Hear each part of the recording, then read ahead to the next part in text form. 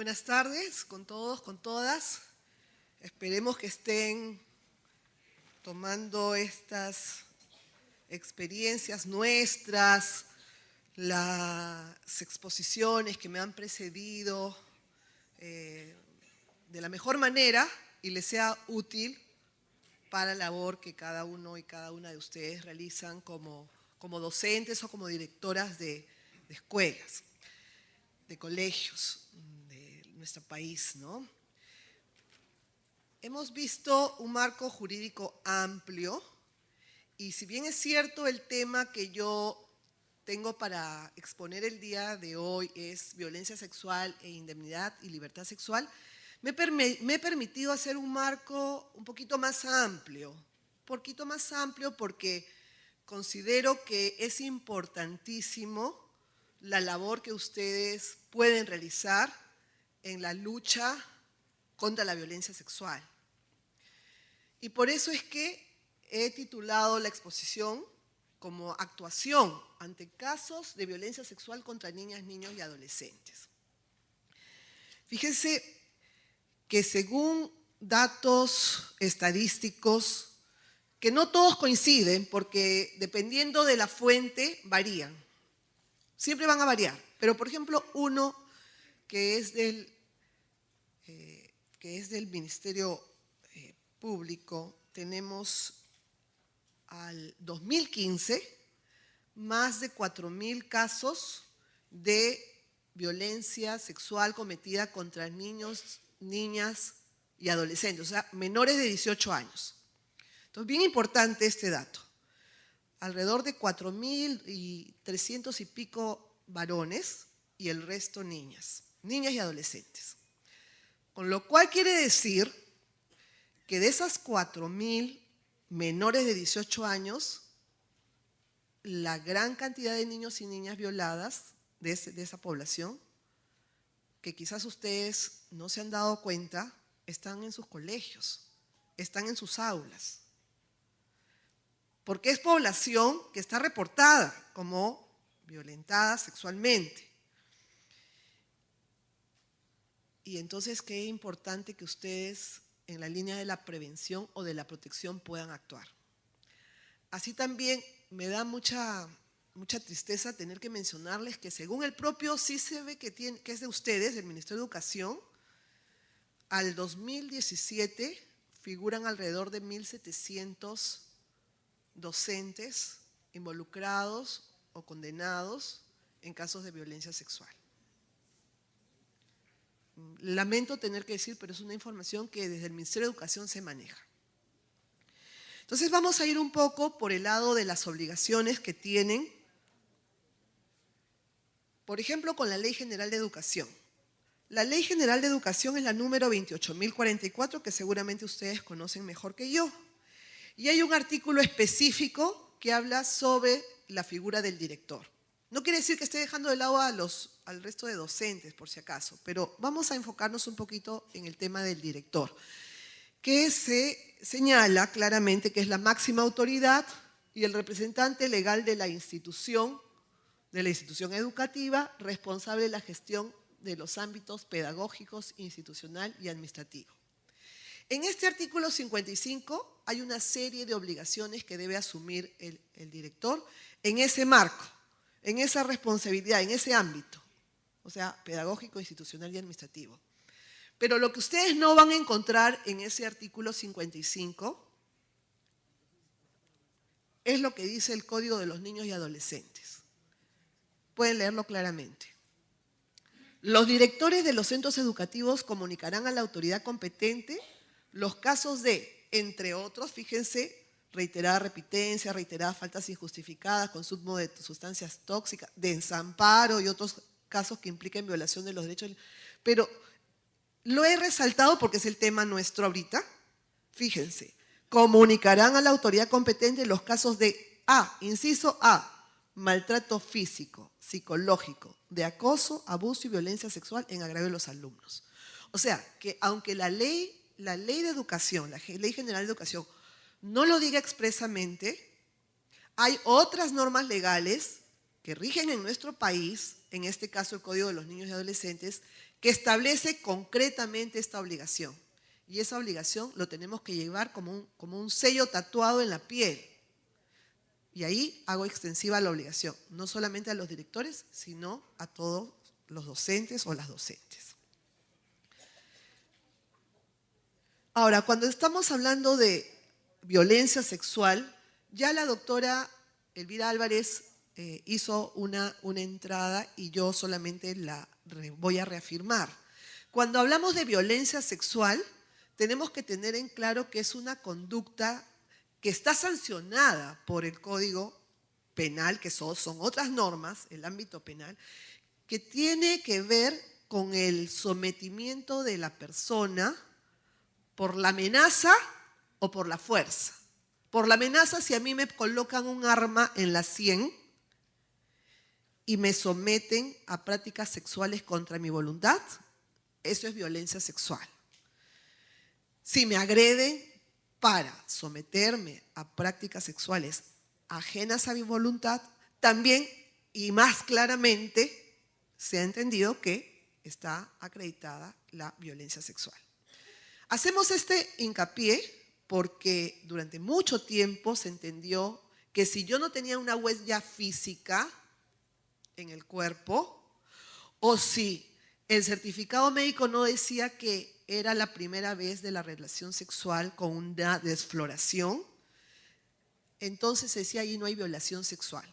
Y eso es muy importante para ustedes, porque de repente cuando tengan conocimiento de la violación sexual de una niña o de un niño, cuando ustedes conozcan el hecho, de repente ella no va a tener ninguna agresión física visible. Puede haber habido agresión física antes o también la amenaza, pero en ese momento ya no. Entonces ustedes tienen que saber que es amplia la definición, es amplia. Amenaza, ya les digo, o violencia física que pueda dejar huellas. Pero también hemos cambiado mucho porque hace algunos años no estaba así comprendida esta figura de la violación sexual, por ejemplo, para la introducción de los dedos en los órganos genitales, introducción de objetos, otro tipo de relaciones sexuales, por ejemplo, el anal. Ahora todo eso es violencia sexual. Si una niñita es obligada, por ejemplo, a tener relaciones sexuales orales con una persona mayor, no, dice, pero no hay una penetración, digamos, en el cuerpo de la niña, en sus órganos genitales, sino en la zona bucal.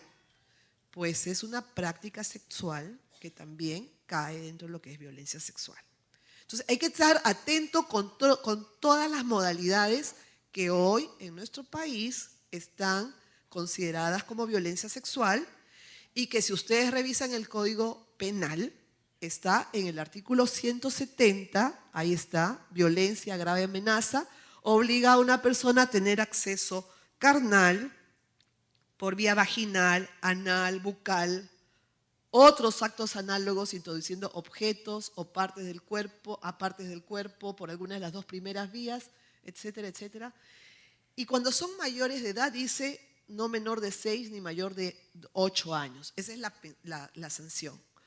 Pero, fíjense, cuando para la ejecución del delito la persona agresora tenga alguna posición de dominación o cargo que le dé particular autoridad sobre la víctima o, por ejemplo, una relación de parentesco, estamos ahí en el 170 que se habla de las personas mayores de 18 años, ¿ya?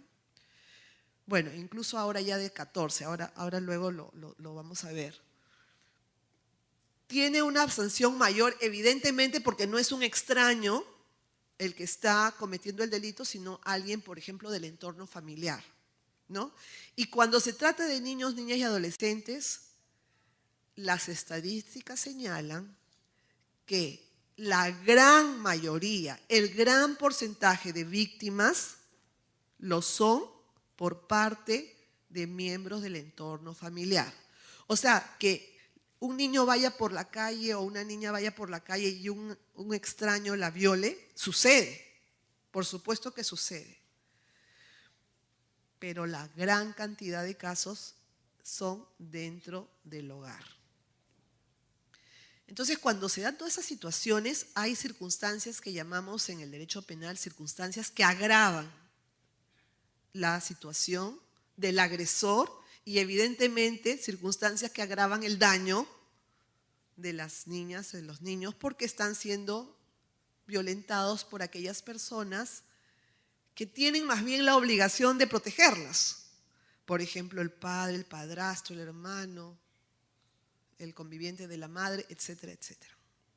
Pero también fíjense, hay una circunstancia agravante, si pueden bajar la mirada, si el autor es docente o auxiliar de educación del centro educativo donde estudia la víctima.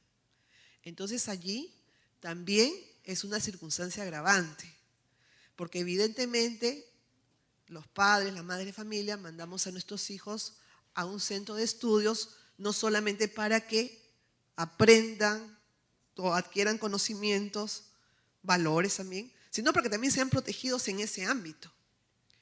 Entonces, cuando el docente resulta ser quien es el agresor, también consideramos que es circunstancia agravante. Aquí más claro, el 173, cuando la víctima es menor de 14 años. Menor de 14 años. Si es menor de 10, el autor tiene una cadena perpetua.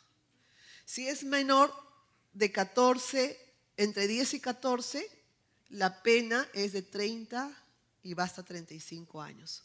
Ahora, si el agente tiene cualquier posición, cargo, vínculo familiar sobre la víctima o puede ser que la víctima muera o le afecte gravemente en su salud, también puede ser condenado a cadena perpetua. Aquí nos detenemos un ratito para entender por qué tenemos que proteger a las niñas frente a un caso de abuso sexual. Porque evidentemente ese niño, esa niña están en etapa de desarrollo. Y una etapa de desarrollo, y en su etapa de desarrollo, el tema de su integridad, de su libertad, tienen que ser protegidas, absolutamente. Entonces hay un tema de libertad sexual que cuando se trata de menores de 14 años no le llamamos libertad sexual, sino le llamamos indemnidad sexual. Indemnidad sexual porque se entiende, imaginémonos una niña de 13 años que no puede todavía tener o ejercer la capacidad para decidir su libertad libremente, precisamente por ese estado de desarrollo en el que ella se encuentra o en el que el niño se encuentra. Diferente a una persona mayor de edad que podemos decidir con quién tener relaciones sexuales, cuándo tener relaciones sexuales, la orientación sexual, etcétera, etcétera. Entonces, aquí hay un tema que hace que diferenciemos. ¿Qué bienes protegemos? O en otras palabras, ¿qué derechos protegemos? Si se trata de menores de 14 años, esa incapacidad de determinarse o de autodeterminarse en el tema del ejercicio de su libertad sexual. Y en el caso de las mayores es la libertad sexual. Pero ojo, ahí nomás no quedan las afectaciones cuando se produce una violencia sexual. Cuando se produce una violencia sexual también hay una afectación primera y que tienen ustedes que pensar así, es la dignidad, porque estamos siendo usadas como objetos cuando se nos someten por la fuerza o por la amenaza. Entonces nos convertimos en simplemente un objeto de deseo, un objeto, una cosa que va a ser usada, utilizada en ese plano. Entonces nuestra libertad sexual evidentemente se elimina, pero la dignidad en todos los casos, la dignidad, el derecho a la salud, la integridad, en general la integridad, ¿no? La integridad, porque la integridad de la persona es un todo, es desarrollar bien el aspecto psicológico, físico, orgánico, y cuando se trata de niñas que además son violentadas de manera permanente. La parte orgánica queda destrozada. Entonces, no solamente tendríamos la indemnidad como esa afectación de no poder ella autodeterminarse, sino también en otras esferas.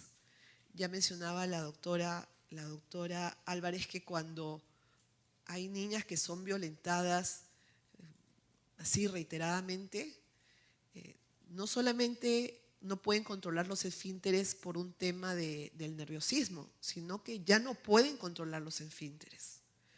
Tuvimos un caso de un niño de 9 años y había sido violado por su padre contra natura. O sea, lo que se decía contra natura para entendernos en términos de antes, pero ahora es relación sexual anal. Y el niño no podía controlar tampoco. Entonces tenía un problema crónico de no poder controlar las heces. Entonces son problemas físicos que se presentan. Entonces, ejemplos duros, pero para que vean que nos quedamos cortos cuando decimos que los bienes, el bien jurídico, así hablamos en derecho, los abogados hablábamos así, el bien jurídico protegido. Pero en verdad, como decía, son los derechos, se quedan cortos cuando solamente hablamos de la indemnidad o la libertad sexual. Y ha habido un cambio, porque antes se hablaba de la indemnidad, de esa imposibilidad de determinarse desde los 18 años para abajo. ¿Ya? Desde los 18 para abajo. Ahora es desde los 14 para abajo. Y ahora de 14 a 18 no quiere decir que no haya violación sexual. Tengan, por favor, bien en cuenta eso. Sino que lo que se va a hablar, de lo que se va a hablar es que si hay una violación sexual, ya no se habla de la indemnidad, sino de la libertad sexual. Y esto porque se ha tenido en consideración que hoy en día en nuestra sociedad, como en muchísimas otras, las relaciones sexuales voluntarias también empiezan cada vez menos edad. ¿No es cierto? Sí. Y a veces tenemos un caso de una niña incluso de 13 años, 11 meses, 29 días, que está ahí en el límite, que está en el límite, y de pronto tiene relaciones sexuales con un niño que está también en el colegio, ella está en tercero y él está en quinto, y que tiene de repente 18 años porque debido a su situación familiar de desamparo, pues ha repetido varias veces, ¿no? Y es más, la niña tiene un niño producto de esa relación. Entonces, volvamos luego sobre estos casos y cómo los hemos resuelto. Háganme recordar, porque yo tengo una línea estructurada en mis diapositivas, pero cuando empezamos con los casos, mi mente empieza a volar y vienen muchos ejemplos que a ustedes seguramente les puede interesar, ¿no? Entonces, lo que aquí es bueno saber que no quiere decir que no haya violación sexual para menores de 18 años de edad. Porque si es por la fuerza o por la amenaza, así sean entre 14 y 18, también se produce la violación sexual. ¿Ya? Otro ejemplo, a ver, ya me salgo, pero una joven pues que tiene 14 años y está con el profesor, bueno, no vamos a hablar de profesores, vamos a hablar del vecino, ¿ya? El vecino que tiene 38 años, ¿no? Entonces él puede aducir, pero ella ha dado su consentimiento porque ella tiene libertad sexual, porque la libertad va de la mano con el consentimiento, ¿no? Entonces, menudo problema, ¿no? Porque de 14 o 15 con un hombre de 38, 40 años, la situación de sometimiento, de subordinación o de un consentimiento válido prestado en esas circunstancias se torna muy difícil, por no decir casi imposible, ¿no? Por no decir casi imposible.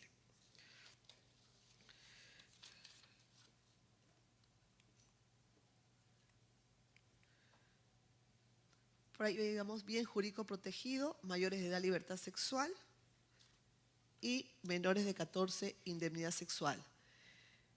¿Y qué es lo que debemos sí recordar de menores de 14 años? es que en principio el consentimiento no es válido. Pero si volvemos, creo que no me lo voy a saltear, me parece que es importante. Al ejemplo que puse, hay diferentes opiniones. Dice, si es menores de 14, el consentimiento no va y de todas maneras es violación sexual. Sí, así es en principio.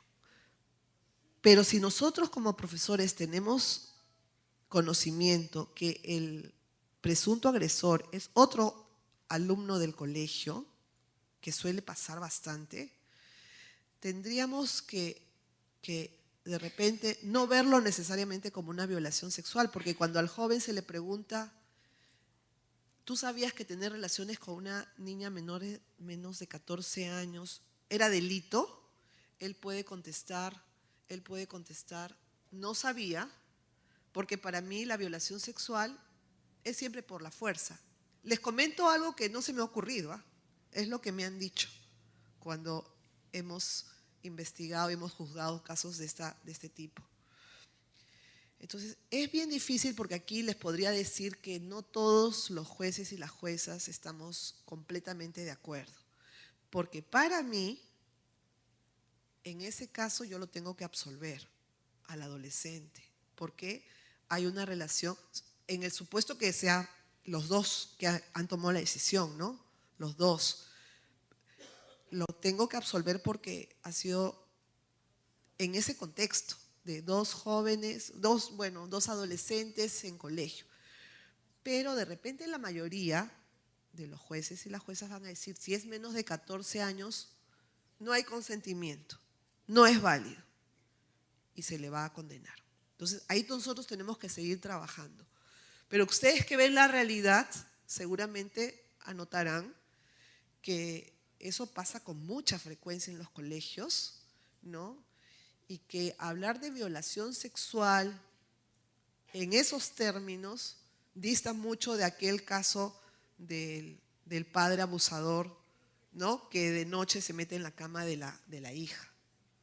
Entonces allí tenemos que seguir trabajando y les presento la realidad que ustedes viven y también desde la experiencia judicial.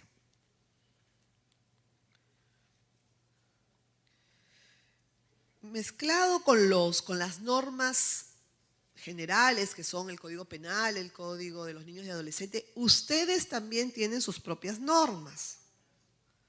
Y es importante recordárselas, o de repente ustedes las saben muy bien y yo más bien me quedo corta. Pero allí tenemos la Directiva 19-2012 del Minedu, que ha establecido lineamientos para la prevención y protección de las y los estudiantes contra la violencia. Claro está que acá se ha hecho un hincapié. Violencia ejercida por personal de las instituciones educativas, ¿no? Al hablar de violencia, evidentemente se está hablando de muchos otros supuestos. Pero es importante que lo recuerden, porque en estos lineamientos que tienen como objetivo o finalidad establecer orientaciones y procedimientos básicos para el desarrollo de acciones de prevención y protección, ¿no? Están involucrando el compromiso que tienen los educadores para trabajar en esta línea de lucha, o sea, de prevención y protección frente a la violencia de sus propios espacios.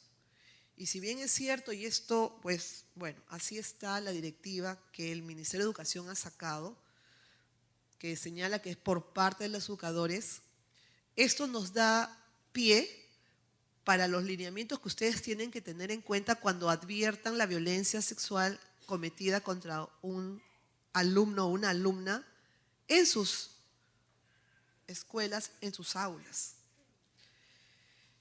Y por eso es que acá incluso, fíjense aquí, en la violencia que tienen una definición en los lineamientos sobre violencia sexual. Y tienen algunos supuestos claros de lo que sucede dentro de las escuelas y que de repente la norma penal no ha advertido concretamente. Miren allí, por ejemplo, dice, exhibicionismos, ¿no? Pero dice actos compelidos a realizar en el cuerpo del abusador o de tercera persona, imponer la presencia en situaciones en que la niña o niño se baña o utiliza servicios higiénicos, entre otros, como también la pornografía. O sea, se está colocando en supuestos en los que es posible advertir que podría suscitarse una situación de violencia. Porque también estamos hablando de la violencia sexual como el acto sexual de sometimiento, pero hay otros actos que también tienen que ver con la vulneración de la libertad sexual, como pueden ser el exhibicionismo, los tocamientos indebidos, lo que se llama ofensas contra el pudor, por ejemplo, que supuestamente tiene como objeto que el agresor satisfaga sus instintos, ¿no? Pero sin llegar a una penetración, sin tener ese objetivo. Entonces, aún nuestro Código Penal habla de ofensas contra el pudor, que desde mi punto de vista tenemos que cambiar, porque el pudor es un elemento que no es tangible, es algo que pertenece a cada persona y si la niña es toqueteada y decimos no es violación sexual, es atentado contra el pudor, pero igualmente ha sido vulnerada, ¿no? Entonces, son rezagos todavía que nos quedan en el Código Penal de figuras que terminan siendo válvulas de escape frente a los agresores. Pero volviendo al caso concreto, esa definición la tienen ustedes en sus lineamientos, la definición de violencia sexual. Y que vamos a encontrar en diferentes instrumentos. Ya se habló también sobre la ley de lucha contra la violencia contra la mujer y demás integrantes del núcleo familiar, la ley 30.364. Ahí también hay una definición de violencia sexual. Pero baste con recordarles que ustedes tienen una concreta que hay que armonizar, obviamente, con lo que se señala en el Código Penal. Me da la impresión que esto ha sido una especie de orientación, como el documento lineamiento, para que ustedes puedan advertir en casos concretos como los que aquí mismo se señalan, ¿no?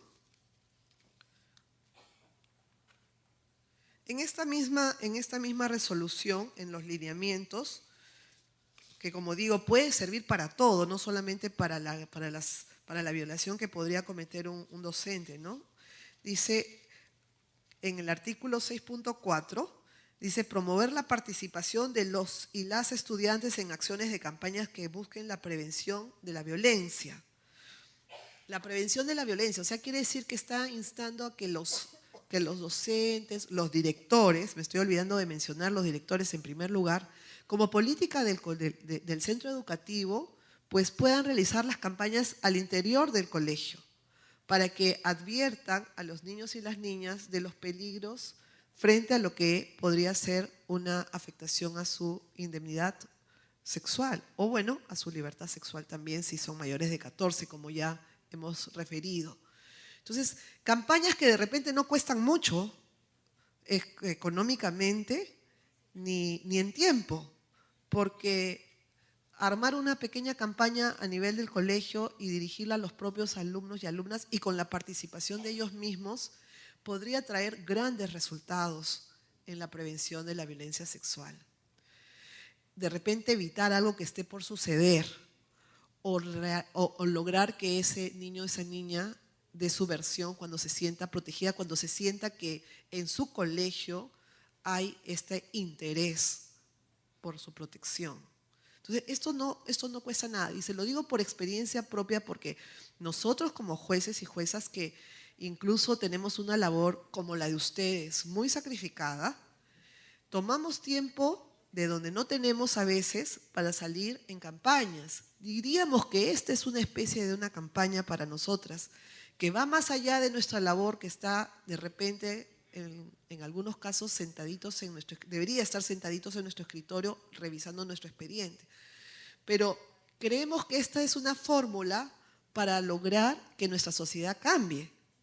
¿Cómo vamos a lograr si no hacemos un tema de prevención, de sensibilización? Estoy segura que ustedes en este momento están pensando cómo hacer esas campañas. No sé si recuerdan no sé si fue desde el Ministerio de Educación, pero había una campaña, claro, hablar ya por la televisión, eso es hablar ya de otros temas que sí pueden costar, ¿no? Pero recuerdan la campaña Yo sé cuidar mi cuerpo, ¿no? Y fue del Ministerio de Educación, ¿no es cierto? Entonces, igual, lo mismo, reproducir, dentro de alguna clase, tomar unos minutos. Se hacen campañas también. Muy, perfecto. Hay que continuar, porque las fiscalías escolares, ¿ya?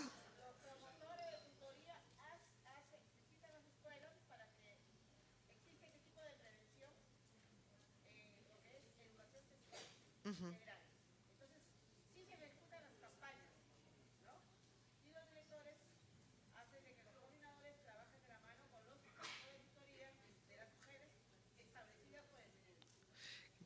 Me parece importantísimo quienes ya lo hacen, y si todos lo hacen, mejor aún, pero nos falta esfuerzos, porque las estadísticas señalan que todavía tenemos más de 4.000 niñas y niños. Un segundito, ¿no? Un segundo, perdón, doctor, perdón, por favor, porque le dije a la señorita que ahorita le voy a dar el uso de la palabra. Rompamos la dinámica, no hay problema, porque la idea también es escucharlos, ¿no? Entonces, lo que quiero decirles es que si hacemos los esfuerzos, pues tenemos que seguir, y aún más, porque empecé señalando ese número al 2015 de 4.000 niñas, y que son estadísticas que no se manejan en todas las entidades. ¿Y cuántos docentes? Dijimos, 1.700, ¿no? Entonces, dígame.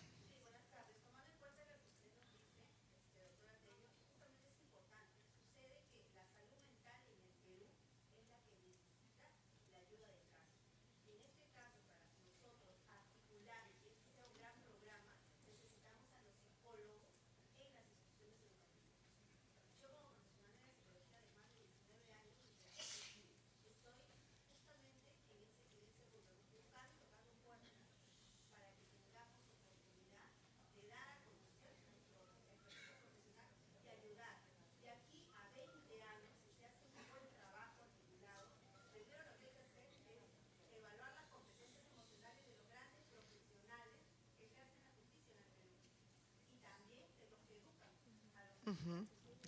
Completamente de acuerdo, completamente de acuerdo. Evidentemente, nuestros esfuerzos a veces se quedan cortos, ¿no? Por ejemplo, aquí nosotros también, a nivel del Poder Judicial, tenemos equipos multidisciplinarios, pero no se dan abasto y tienen que trabajar sin respiro para poder atender todas las cantidades de denuncias de violencia familiar y violencia sexual, que, como ya he dicho, se producen en el seno del hogar, de los hogares, ¿no? O en el entorno cercano, o en el entorno cercano. Entonces, no podemos parar, tenemos que seguir. Y es importante estas campañas que ustedes realizan, no solo hacia quienes van a llegar, sino también para uno mismo. Porque fíjense, mire, me salté un poco las medidas que ustedes tienen en sus lineamientos para irnos a lo que serían las medidas de prevención concretas. Lo anterior está la orientación, la incorporación de políticas que defiendan los derechos de los niños, las niñas, adolescentes. Eso ustedes lo pueden revisar. Pero me interesa estas medidas de prevención que puede ir, y que de hecho va con esas campañas, pero que repercute en la actitud de cada una. Mire, por ejemplo, la atención personalizada. A veces tenemos aulas con tantos alumnos que, por más esfuerzos que tengamos, no podemos alcanzar a cada uno de ellos, ¿no? Pero de repente, un momentito, sí, pero de repente sí podemos advertir que hay una niña que tenía un rendimiento escolar bastante promedio, de repente alto, y empieza a bajar sus notas. Baja sus notas, se le siente retraída, no sale a jugar al recreo, se le ve llorosa, se nota que no ha dormido, no come, definitivamente a esa niña le pasa algo. Entonces, a veces nuestra dinámica no nos permite advertir que eso le está pasando a una niña. Y ahí entra inmediatamente lo que dice la psicóloga, ¿no? Que entre la docente, el tutor o la psicóloga del colegio pueden hacer una gran labor. Sí, dígame.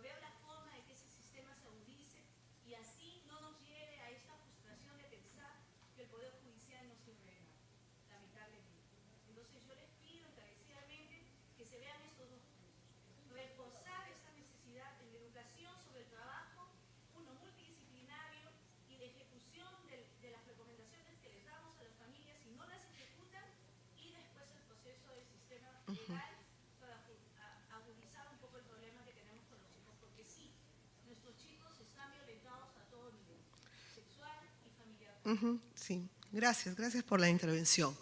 Miren, ha dicho,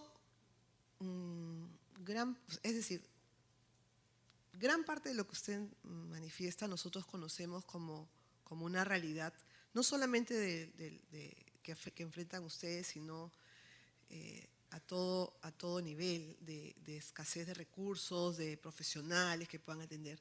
Pero también quiero decirles que hay situaciones que no son de responsabilidad absoluta del Poder Judicial. Como dice, el Poder Judicial parece que no sirve para nada, ¿no? Ojo, no me estoy dando por ofendida, sino que lo que quiero decir es que cuando hay un hecho de violencia sexual, no llega digamos, a ver, vamos a explicarlo bonito. Hay como pasos que se siguen, ¿ya? Pasos que se siguen. Entonces, si de pronto cuando el director o el docente escucha el relato de la niña, pero la obliga a que venga el padre, o sea, la niñita dice, no, ha sido mi papá, y viene el padre, y el padre dice, ¿qué? ¿Quién ha dicho? Y ¿cómo es posible? ¿Qué infamias? Me la llevo del colegio. ¿Sí o no? Ya pues, ya, y se la llevan. Entonces, ¿qué pasa ahí? Hay que tomar estrategias. ¿Y qué será el otro punto? ¿No? Estrategias, porque tú dices, bueno, entonces nosotros hemos querido denunciar, pero el Poder Judicial no ha hecho nada. Claro, pero es que no ha hecho nada porque de repente el caso no nos llegó nunca, porque el hombre desapareció a la criatura, ¿no? Y las desaparecen. Ustedes saben que las desaparecen.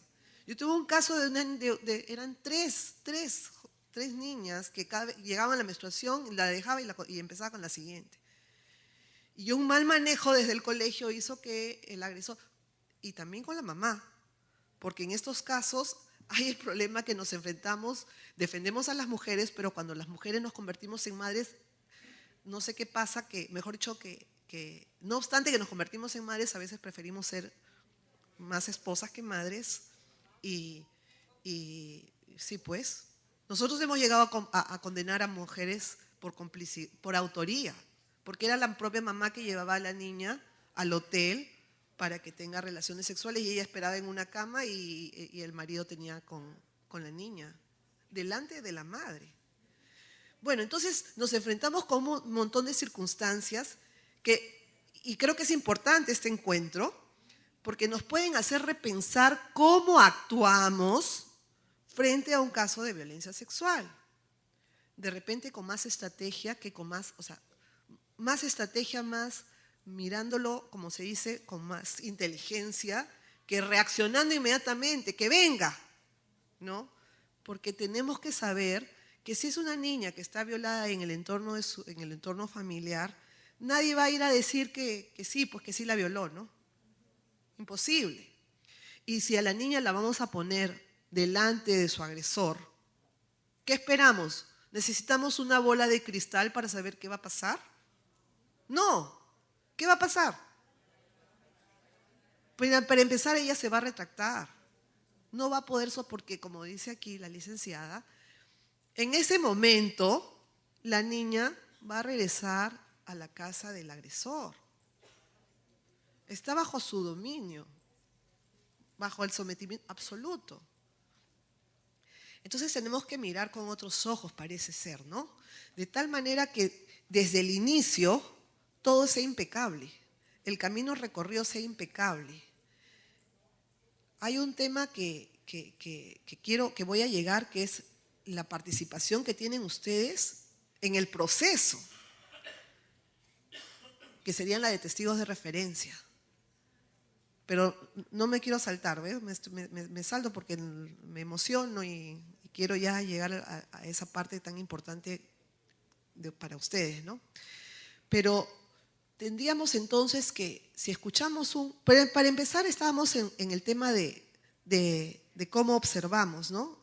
Las actitudes, si se le empieza a caer el cabello a una niña, si se come las uñas, la sudoración, no contesta nada. Tenemos un sinnúmero de señales, ¿no?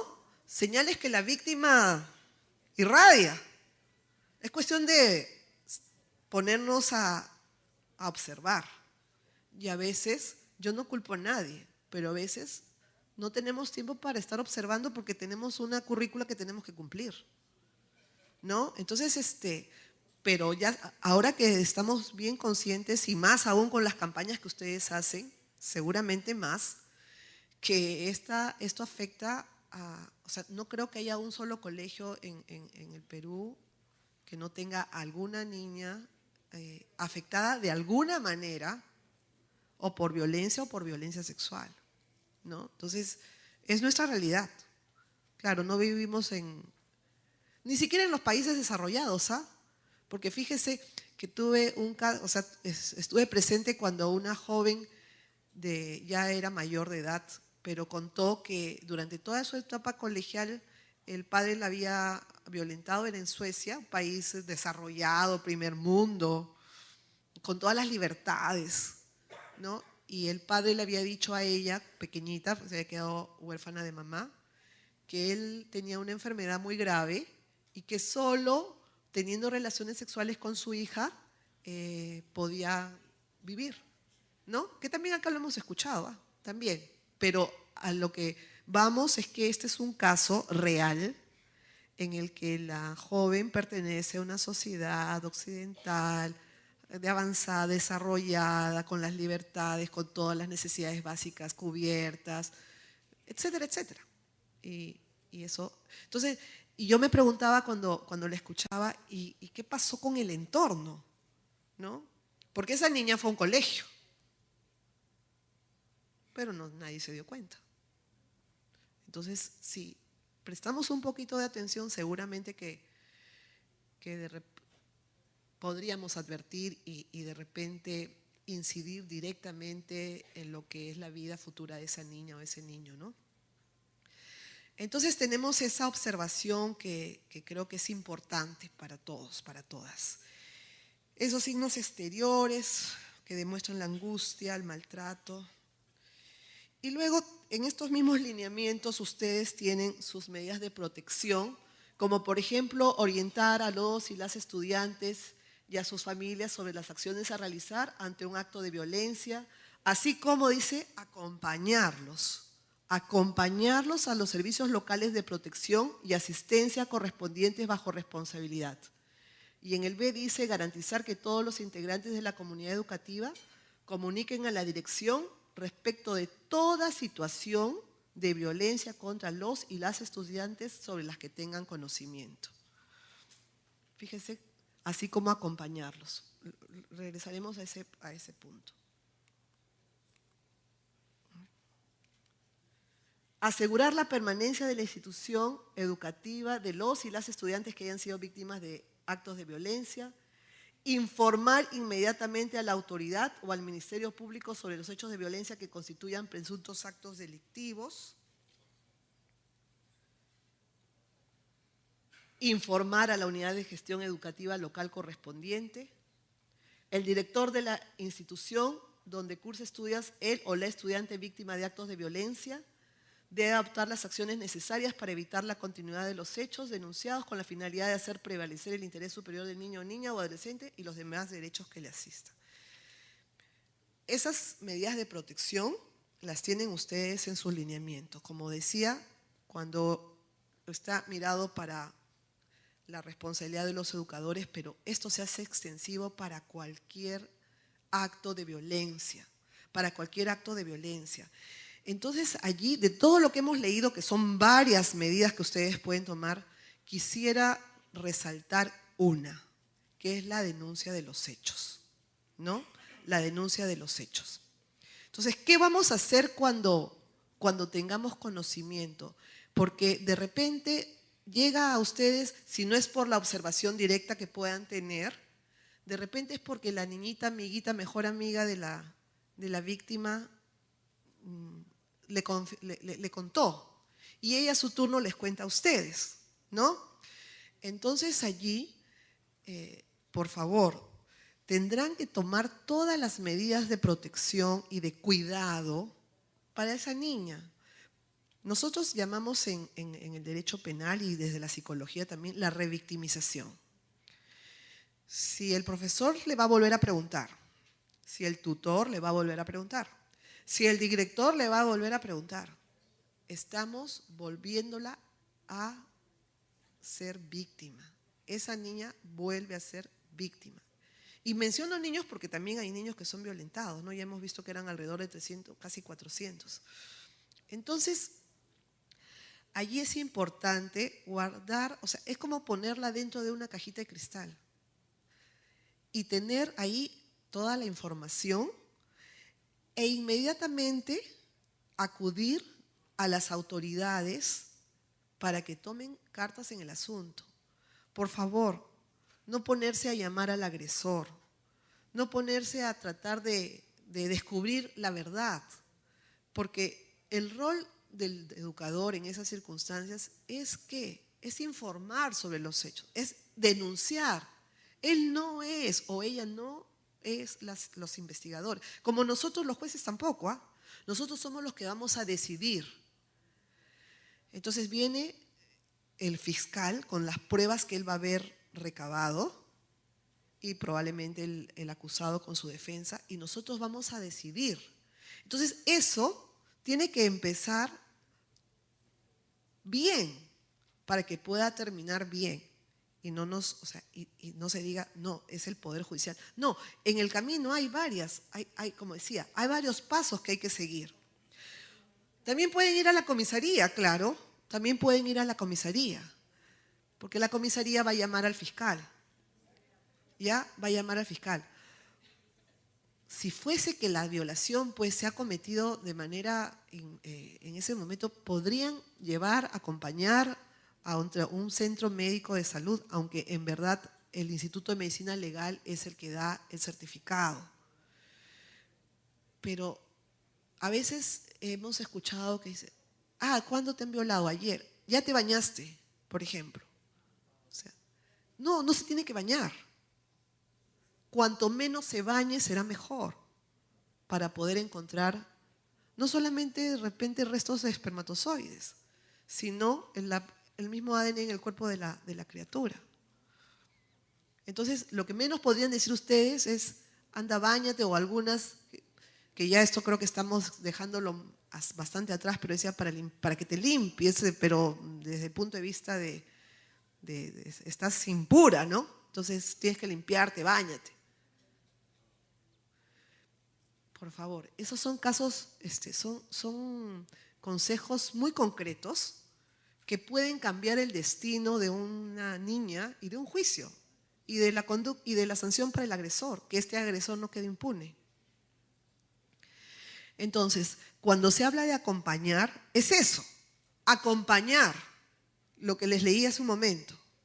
No dice que el profesor, la profesora, el director se convierte en investigador. Podrían de repente, quizás sí, si hay una psicóloga, tomar la nota conforme a lo que la niña ha dicho, pero tal cual. No vaya a ser como en la policía, que a veces le preguntan, y usted a una niña de 14 o de 13 años dice, diga cómo es verdad que usted ha sufrido coito. ¿Qué sabrá la niña, no? O le dice que la niña ha dicho que sí, que sufrió coito contra natura. Esas son palabras que los niños y las niñas no utilizan, ¿no?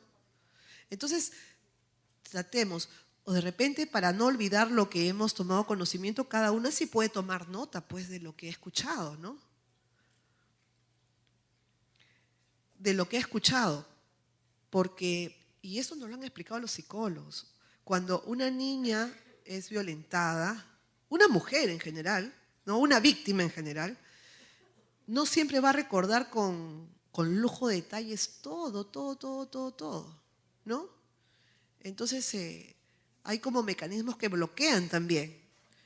Entonces, es importante, pero en lo esencial, en lo que es la violencia en sí, ustedes podrían ¿qué es lo que he escuchado? ¿Y para qué?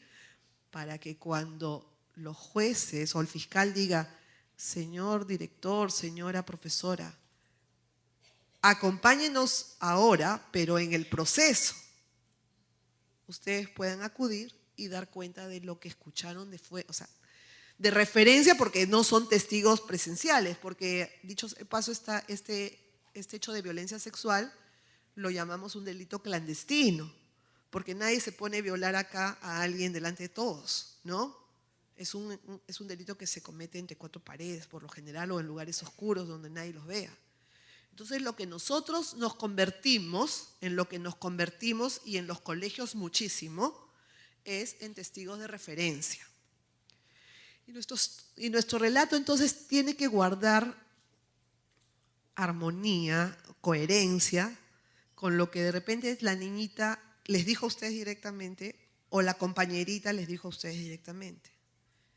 Y no que cuando nosotros los llamemos para que declaren, dicen, bueno, ¿sabes qué? Imposible, no podemos ir porque no nos queremos comprar en un pleito ajeno, no tenemos tiempo, lo siento, no quiero, involucrarme o no tengo tiempo. Porque esta es la responsabilidad de cada quien. Entonces, ¿para qué? Para llegar a un caso con pruebas suficientes para poder sancionar ejemplarmente. Entonces ya tenemos que el relato de la víctima, que se convierte prácticamente en la prueba más importante. Porque si la niña ha sido víctima, por ejemplo, está en secundaria y el enamoradito que tiene en el colegio la anima a que cuente. Y entonces los hechos han sido de hace algunos años. Evidentemente ahí no hay de repente una evidencia física, ¿no? Pero si ese hecho le deja huella, que definitivamente si es violencia sexual lo va a hacer, puede ser refrendado con un informe psicológico. Entonces tenemos este relato con el informe psicológico. Un testigo de referencia ya nos va armando las pruebas para la condena. Ese relato entonces tiene muchísima fuerza, tiene mucha fuerza. Pero si lo contaminamos en el camino, ya no va a servirnos. Y de repente la propia víctima, al ser interrogada por una, por otra, ya no quiere. Ya no quiere. Y por último se retracta. Nosotros, para darles ánimos a las denuncias, ya hemos trabajado estos aspectos y hemos dicho que si la víctima se retracta de una versión original en la que imputó claramente a la persona y hay algunos otros elementos que permiten saber que esa declaración de la víctima es contundente, nosotros no hacemos caso, y esto sí es a nivel nacional, a la retractación. Y sigue el curso. ¿Ya? Eso es un gran avance que hemos tenido aquí entre los jueces y las juezas. O sea, no se limiten ustedes si de repente tuvieron conocimiento y de pronto se retractó. Dicen, no, ya los jueces no le van a hacer caso. No. Hemos avanzado en ese aspecto, porque no queremos dejar sin sanción a los agresores. ¿Ya? Esto se llama, estos criterios nuevos están dentro de unos documentos que nosotros llamamos acuerdos plenarios. De repente no se lo van a grabar, pero si entran en la página web y ponen acuerdos plenarios sobre valoración de la prueba en delitos sexuales, valoración de la prueba en delitos sexuales, ese es el 1 del 2011, acuerdo plenario número 1 del 2011. Y ahí van a ver toda la preocupación nuestra por este tipo de hechos. Y cómo ahora valoramos los elementos que incriminan a los agresores. Entonces, ya saben, no contaminar la declaración de la víctima, confidencialidad, procurar aislarla, pero no separarla, por favor. ¿No? Han habido casos de niñas embarazadas que han sido retiradas de los colegios. Ahora ya se ha superado. Se ha superado, por eso he dicho, han habido casos, he dicho, ¿no? Han habido casos que hemos conocido. Pero ahora esto ya queda claro porque ya tienen ustedes también unos lineamientos. Tienen normas para no retirar del plantel a las niñas, ¿no? Ahí tenemos entonces preparar un informe psicológico, no se puede confrontar a la víctima con el agresor, no le se puede retirar y denunciar los hechos en primer lugar, ¿no? Denunciar los hechos, podrían sí acompañar ustedes o alguien que ustedes sepan que efectivamente es de total confianza de la niña, porque estas situaciones, claro está, que se presentan o se ven agudizadas, como ya lo han mencionado ahí también, con el desinterés de las familias, ¿no? Con el desinterés de las familias, hay situación de desprotección familiar, pueden estar los padres, pero hay carencias afectivas, hay ausencia prolongada de los padres, habiendo familia, pero tienen que salir ambos a trabajar hasta altas horas de la noche, no hay control, no hay interés, no hay una protección en casa. hay condiciones de aislamiento, hay niños, niñas con discapacidad que más bien la familia no sabe qué hacer para deshacerse del bulto, ¿no? Las mismas condiciones de hacinamiento, hay viviendas precarias, todos duermen en el mismo cuarto. Y también hay un tema del entorno, ¿no? Del entorno en el cual la niña o el niño se desenvuelve. Entonces, esto para ustedes también tiene que como que prenderse una lucecita, pues.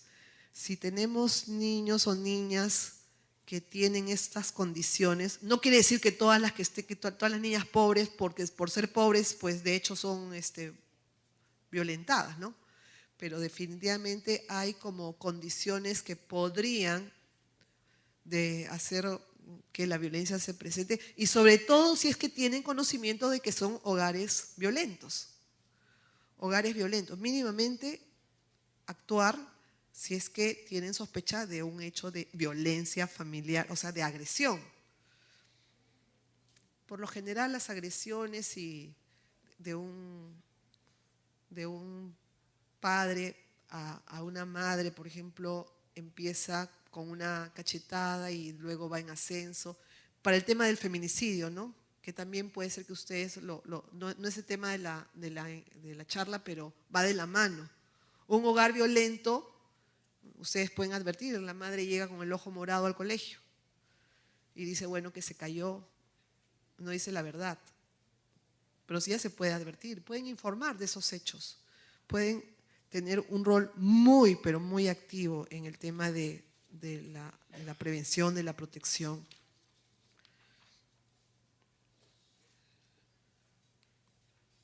Bueno, ya hemos visto la declaración de la víctima.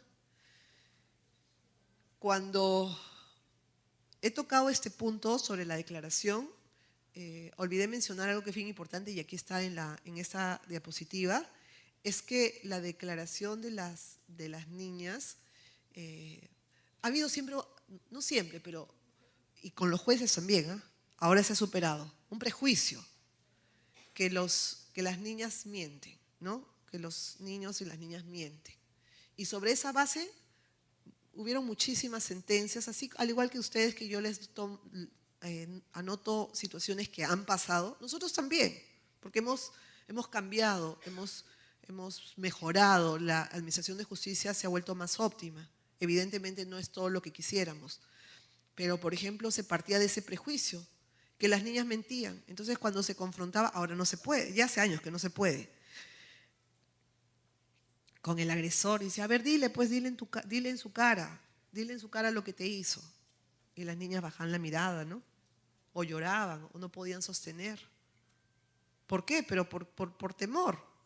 Entonces, no, ya ve, sabíamos que mentía, entonces anote que está mintiendo, ya, absolución. Entonces, yo creo que no está de más recordar que es un prejuicio que debe ser desterrado. Así como viene siendo desterrado en la administración de justicia, tiene que ser desterrado a nivel de la sociedad, de la comunidad, ¿no? Y menos en su condición de tutores, que pudieran darse cuenta que efectivamente, ¿no? Por las condiciones que presenta, por las señales que da ella, por la versión que ya brindó, preguntarse cuál sería el motivo que la tiene que llevar a mentir en ese aspecto tan delicado. Porque tiene que someterse a un montón de pruebas, ¿no? Entonces, pensar eso para que ustedes también destierren. No decimos que alguna vez alguien pueda mentir, por supuesto,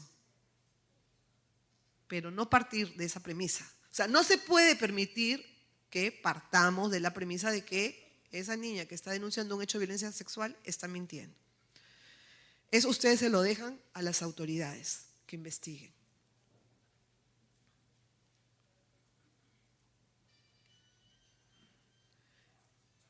El fiscal de familia tiene que estar presente cuando la víctima menor de edad declara. Entonces ustedes pueden colaborar diciendo dónde está el fiscal para que venga y esté presente acompañando. Esto lo pueden hacer ustedes, o prácticamente exigir, ¿no? Porque se han dado casos que también, ahora no, pero se han dado casos que se consignaba la presencia del fiscal y el fiscal después llegaba y firmaba. Ahora hay que exigir, porque eso es un requisito para que esa declaración sea válida. Y además ahora tenemos también las declaraciones en cámara Gesell, ¿no? Que es un mecanismo de protección para las víctimas de violencia sexual, pero no están implementadas en Lima solamente en algunos lugares, pero ya es importante que ustedes también conozcan. Entonces, el fiscal de familia participa. Bueno, la declaración de la víctima que ya les he dicho, este era el código anterior. No confrontación, fíjese, no confrontación, o sea, en lo judicial no confrontación, y evidentemente ustedes tampoco ya lo deben de hacer, ¿no?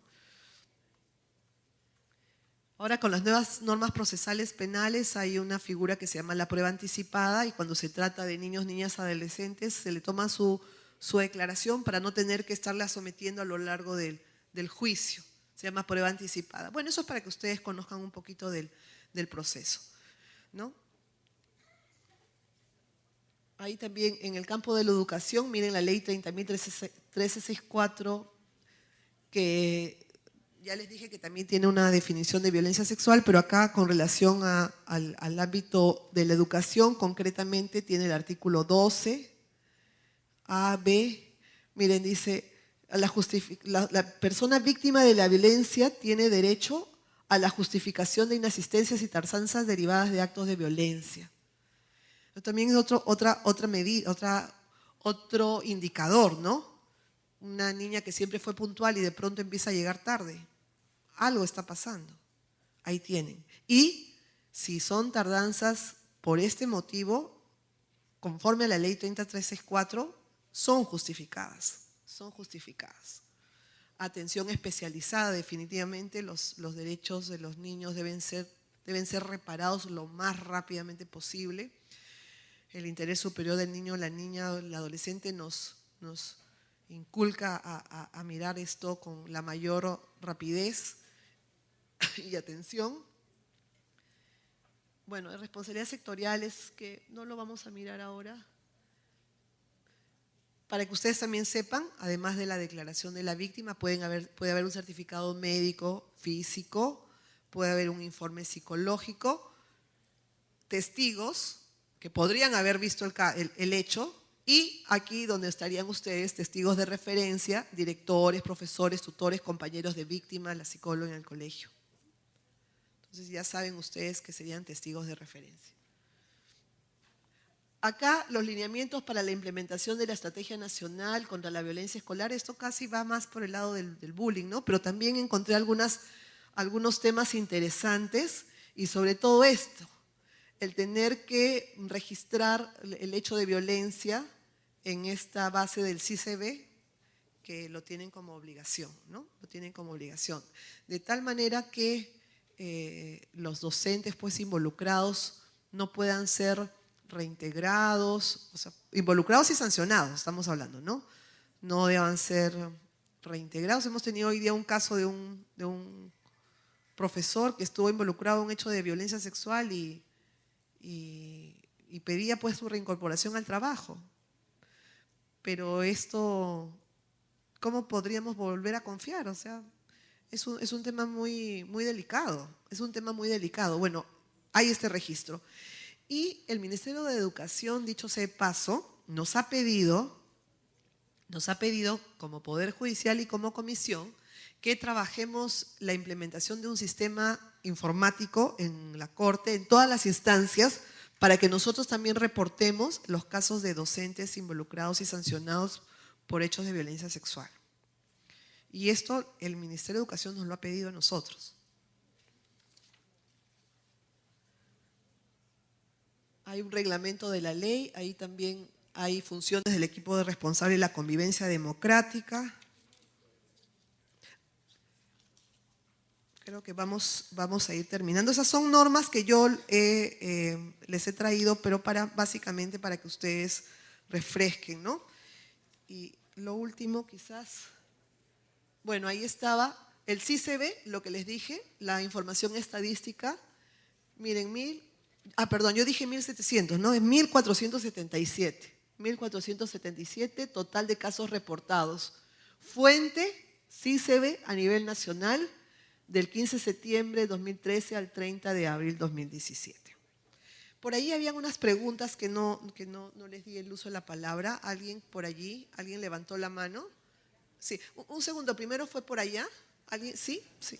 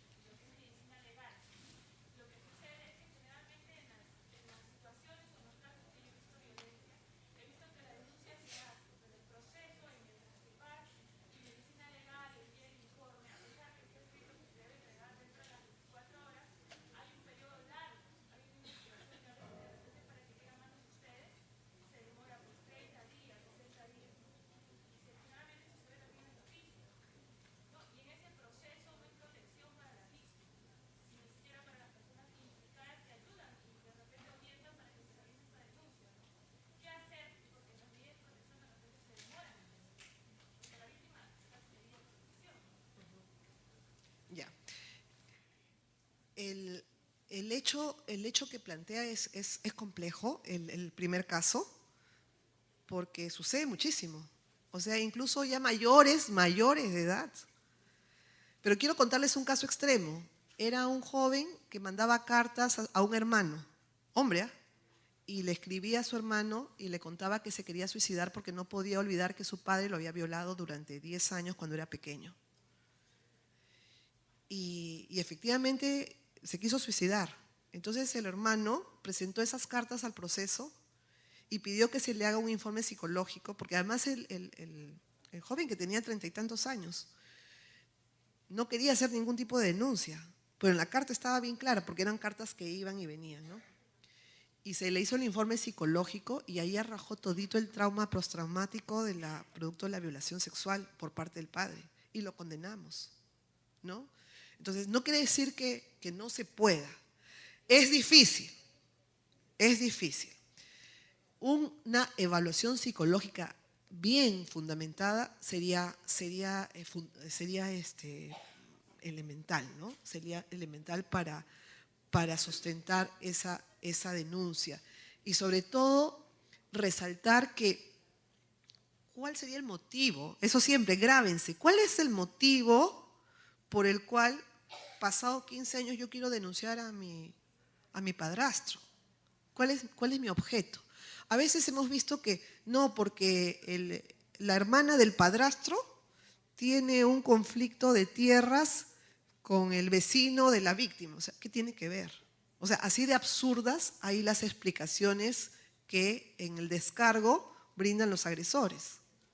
Entonces a veces son niñas y hablan de tierras, que las niñas no tienen ni la menor idea. O sea, hay que trabajar eso. ¿Cuál es el objetivo? ¿Por qué motivo? ¿Cuál sería el interés?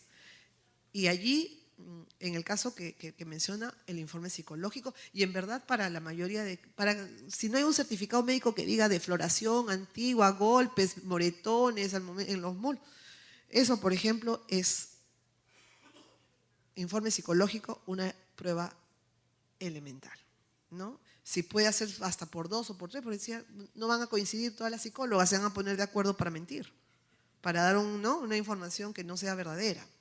Y con relación a lo segundo, los procesos duran en nuestro país, sí.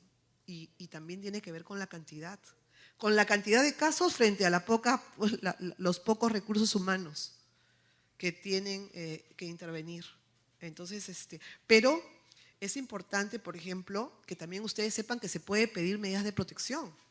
Entonces, amparándose en la ley 30364, se puede pedir un retiro del hogar, que no se acerque, el ingreso de repente a una casa refugio. Ahora hay la posibilidad de hacerlo. Y digamos que no estamos en el país de las maravillas y las casas refugio no están en cada cuadra, pero por lo menos exigir, ¿no? O el retiro del hogar. el retiro del hogar, eso pueden grabárselo, que se exija el retiro. Decirle a la persona que va a acompañar, pídele el retiro del hogar, aplica la ley 30364, porque ya casi, o sea, está muy, muy difundida, pero de repente por ahí alguna autoridad que no sepa. Entonces ese sería un punto. Voy a ir con una pregunta aquí, otra para acá y otra para acá. ¿O qué les parece si para que todos participen, que sean concretos? Las escucho, hago una ronda, ¿ya? Y les contesto a todas, ¿sí? Sí. Doctora, ya no ha participado. Un segundito porque me pidieron acá primero la palabra. Todas van a hablar, pero concretos, ¿sí?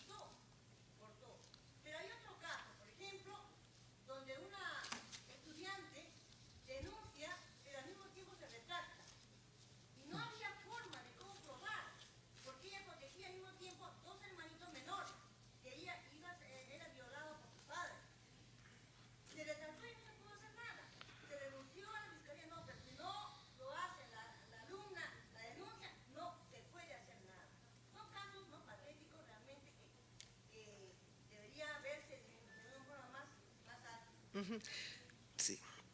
¿Otra pregunta aquí? ¿La pregunta?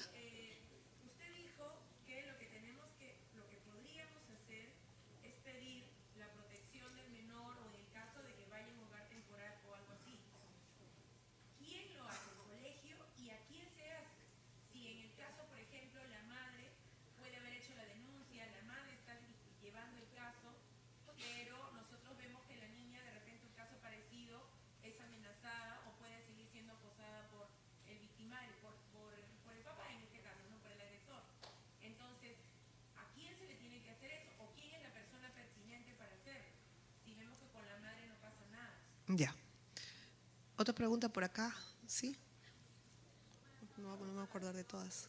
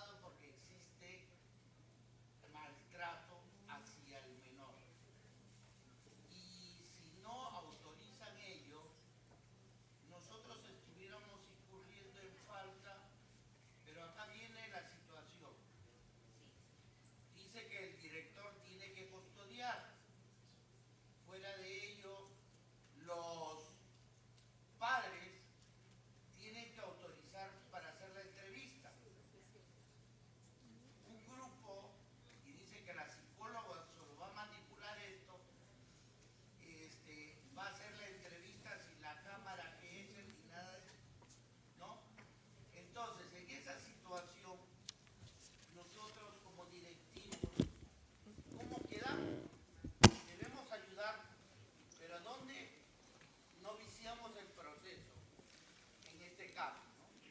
Ese es mi punto de procedimiento que, dado el caso, quisiera preguntar en este momento. La otra situación es como dice el Papa Soy yo misma. actual Francisco, a la educación se le quiere tirar las papas calientes de todo. Y si es muy interesante Tengo reunión con todo cooperación esto, a las 2:30. ¿cómo hacemos Frente a una señora que va para hacer a el clausurar la seguimiento? ¿Quién va Miami. a clausurar? Si no hay La una señorita que norma está al costado, el director de donde obligue al convivencia. Estado Ya, me voy a la cooperación. para que nos atribuya recursos para poder atender a los menores.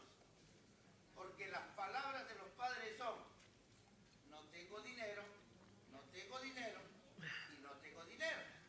Y todo es gratuito. Gracias. Aquí, dos. Sí.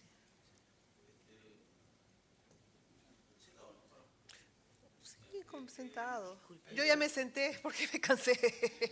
Doctora, disculpe, ¿quién clausura, usted o la señorita? No, la señorita. Ay, ay, ay. Pensé que era yo. Doctora, muchas gracias por esta invitación, es bastante amplia. Y sobre todo, hace casi 20 años, asistí a una reunión así, ¿no? Cuando estaba iniciándome la dirección de un colegio, ¿no? Y ahora, ese tiempo eran los fiscales escolares, 1998. Se promulgó, se inició, y fue bastante práctico. Y esas generaciones de alumnos creo que son los que ahora están impulsando nuevas formas contra la violencia escolar, contra la violencia, ya que eran partícipes de, como esos tiempos eran alumnos, ahora ya serán grandes profesionales, de cómo tenían que ver la tendencia de cómo va avanzando las sociedades y cómo se va manifestando en diversas esferas con la globalización, ya que los medios es un poder más, entre comillas, del Estado que nos evita mejores aprendizajes para ellos. Por eso que también quería saber, como ustedes están a cargo de ello, en qué avance va en la sesión de Lima, porque en provincia veo que sí hay fiscalías escolares como antes, porque nos ahorraba el esfuerzo de recursos que están pidiendo. Tenemos psicólogos, nos están dando recursos así también a nivel, falta recursos de abogados, de fiscales que estén dentro de las escuelas también, para que tenga la protección el niño y que el director pueda actuar también de la mano. No solamente tiene de la mano un psicólogo, sino tiene de la mano también un abogado que conozca las normas y de la especialidad. Y eso por eso quería saber las fiscalías escolares en qué avance hay en Lima, ya que nosotros estamos acá en Lima, ¿no? Gracias. Pero dice, ¿ante quién? ¿Ante los jueces? Teníamos una ya. Ya no. Ya no. No soy yo, no soy yo.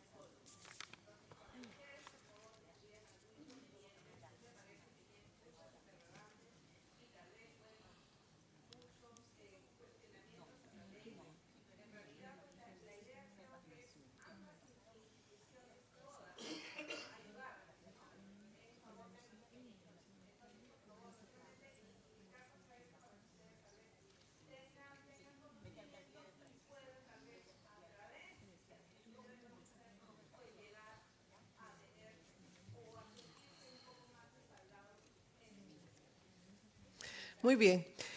Bueno, hemos escuchado varias preguntas, se han compartido varias experiencias y de repente no voy a poder contestar todas.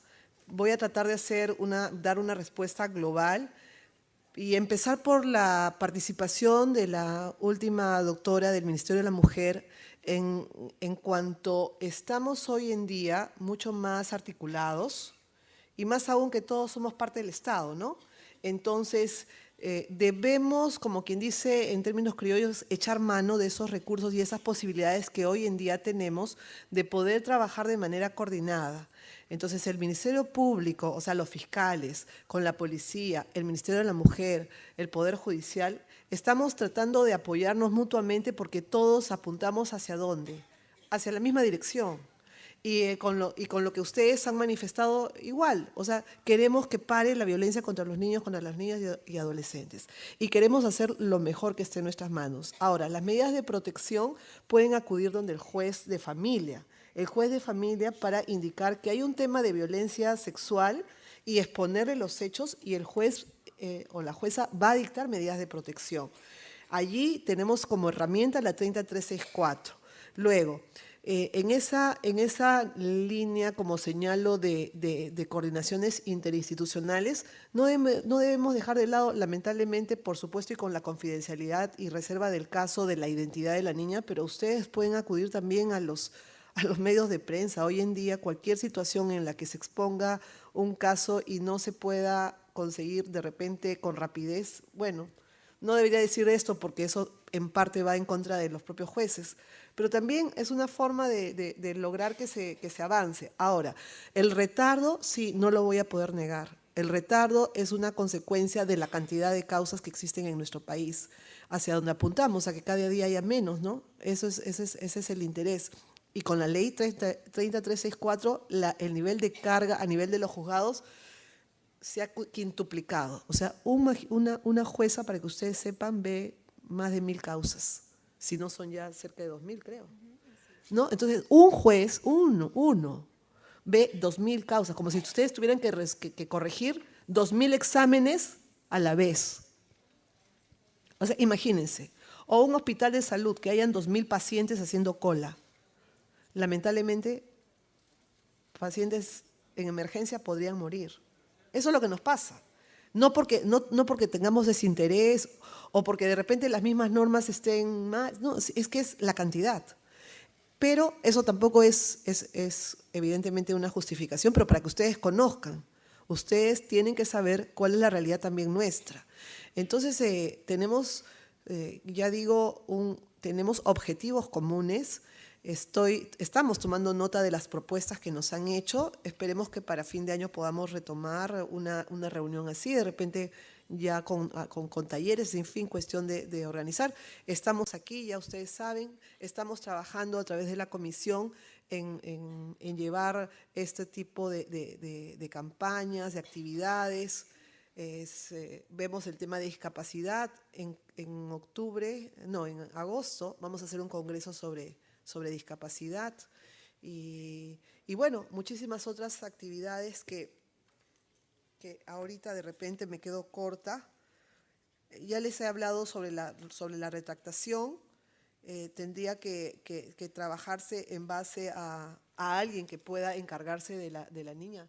Podrían ser ustedes mismos y mencionar que hay una desprotección de las niñas, niños y adolescentes. Estamos trabajando con el Ministerio de la Mujer también el tema de desprotección y denunciar los hechos. Eso es lo que está en sus manos hacer es denunciar los hechos. Ahora, el resultado puede ser no lo que esperan, pero por lo menos ustedes habrán cumplido con lo que les tocaba hacer, ¿no? Entonces aquí ya yo doy por terminada la charla y vamos a pasar, sí, porque ha sido una jornada bastante extenuante para ustedes, comprendemos, al momento de la clausura.